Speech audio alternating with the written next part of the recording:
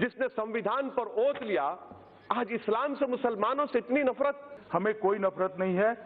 मैं आपको कहता हूं जनाब, आप नफरत खड़ी मत करना, मेहरबानी कर दीजिए। लोकसभा में आधी रात तक नागरिकता संशोधन बिल पर बहस चलती रही और गृह मंत्री अमित शाह अकेले ही विपक्ष के हर वार पर पलटवार करते रहे। कभी मुस्कुराकर चुटकी ली तो कभी जोरदार भाषण देकर। चिंता करने की जरूरत नहीं। श्री प्रेमचंद्रन जी ने भी कभी कांग्रेस पर वार किया तो कभी टीएमसी पर व्यंग के बाण छोड़े। कभी शायराना अंदाज में तो कभी आक्रामक तेवर में। क्या हुआ है बताता हूँ, सुनिए निरंजन जी। अमित शाह विपक्ष के हर वार की धार को कुंद करते रहे।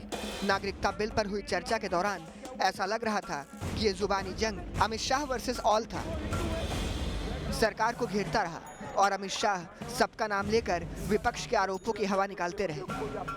कांग्रेस एक ऐसी बिन सांप्रदायिक पार्टी है, केरल में इसके साथ मुस्लिम लीग पार्टनर है और महाराष्ट्र में शिवसेना पार्टनर। मैंने ऐसी बिन सांप्रदायिक पार्टी मेरे जीवन में नहीं देखी। अमित शाह ने साफ कह दिया कि वो 3 देशों के अल्पसंख्यक शरणार्थियों के मुद्दे पर मूक दर्शक नहीं बने रह सकते। धर्म के आधार पर अगर पड़ोस के देश के अंदर धर्म के आधार पर वहीं की अल्पसंख्यकों के साथ अत्याचार हो रहा है, प्रताड़ना हो रही है, तो भारत मुख दर्शक बनकर रह नहीं सकता। उनको बचाना पड़ेगा, उनको सम्मान देना पड़ेगा, उनको स्वीकारना।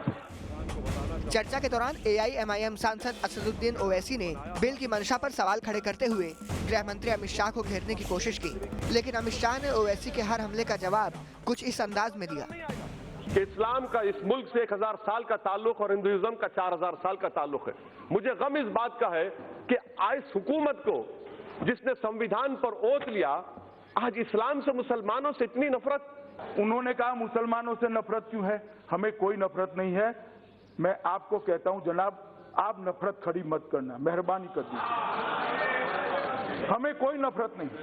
और मैं फिर से स्पष्ट करना चाहता हूं बार बार, क्योंकि एक सदस्य बोला है मुसलमानों के साथ अन्याय है। इस देश के किसी मुसलमान का इस बिल से कोई वास्ता नहीं। हमारा हाल आप ये करके रख दिए है कि तूफान में किश्ती में तासुबियत की फिरका परस्ती के एक तूफान में बगैर मल्लाह के हमको किश्ती में डालकर छोड़कर साहिल पर बैठकर सब तमाशा देख रहे हैं। मगर याद रखो ये तमाशा देखने वालों, ये कश्ती साहिल को पहुंचेगी। देश की जनता को विश्वास दिलाना चाहता हूं कि जब तक नरेंद्र मोदी जी प्रधानमंत्री है, इस सरकार का धर्म और कोई नहीं है।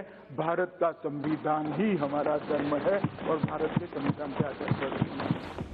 गृह मंत्री अमित शाह ने धर्म के नाम पर बंटवारे को लेकर जहां कांग्रेस को घेरा, तो वहीं NRC पर भी सरकार की मंशा को साफ कर दिया और कहा कि ये पार्टी की घोषणा पत्र में है और ये होकर रहेगा। ये NRC आप लाओगे, हर स्टेट में NRC लागू करोगे, आपका ये रवैया है। तो हिंदुस्तान में 27 राज्यों में NRC होगा, लेकिन 19 लाख जो NRC में छूट गए हैं उन लोग का क्या होगा? पहले बताओ। NRC करेंगे तब स्पष्टता के साथ इसी प्रकार से इसी सदन में एक भी शब्द छोड़े बगैर मैं सबको इसकी भी जानकारी दूंगा।